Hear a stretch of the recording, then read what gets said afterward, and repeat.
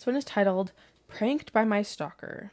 I just finished listening to your podcast on the girlfriend that played a prank on her boyfriend by replacing a stack of red Solo cups filled with oatmeal at his door. It reminded me of something that happened to me in college.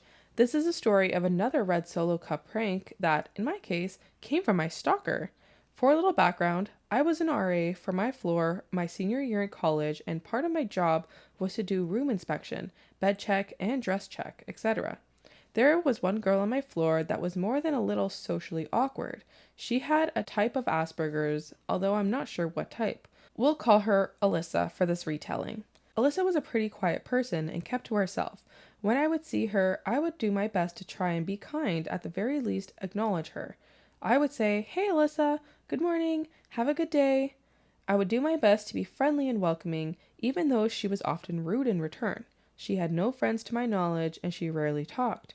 She would never respond to my greetings and would walk briskly past me, often turning her nose up in the air, sometimes even walking the other way. I still tried my best to be friendly. The other RAs became afraid of her because of her peculiar habits. For example, hiding under the stairs in the stairwell.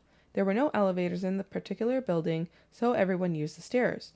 Or hiding in weird places in the building, causing the RAs, including myself, to search for her to make sure she was safe. She would often try to skip chapel or required college activities and would lie quietly in bed until an RA had to ask her to leave. She was quite a larger girl, so several RAs were intimidated by her large, silent but grim presence.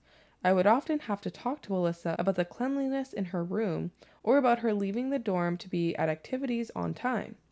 I was always patient and kind with her. One night, she was out in the lobby late night studying, and I left her some chocolate and a note for happy studying, just as often as I left the other girls in my building. I don't know if this was the start of her obsession, but I can't think what else triggered it all to escalate. I started seeing Alyssa a lot more around campus, walking on the opposite side of the street at the same time as me, outside of my classrooms, even though I'm sure she didn't have any classes in that particular building, exiting a building right after me, following me to lunch, and then sitting a few tables away, sitting near me or where she could see me in the chapel or church. I didn't notice it at first, thought it was just a coincidence. After all, it's a small-ish campus and we lived in the same building. Then one night, while I was playing board games with my boyfriend in the common area, I felt someone's eyes on me and looked up to see her standing right over me, staring without saying a word. I was startled and snapped back into my seat.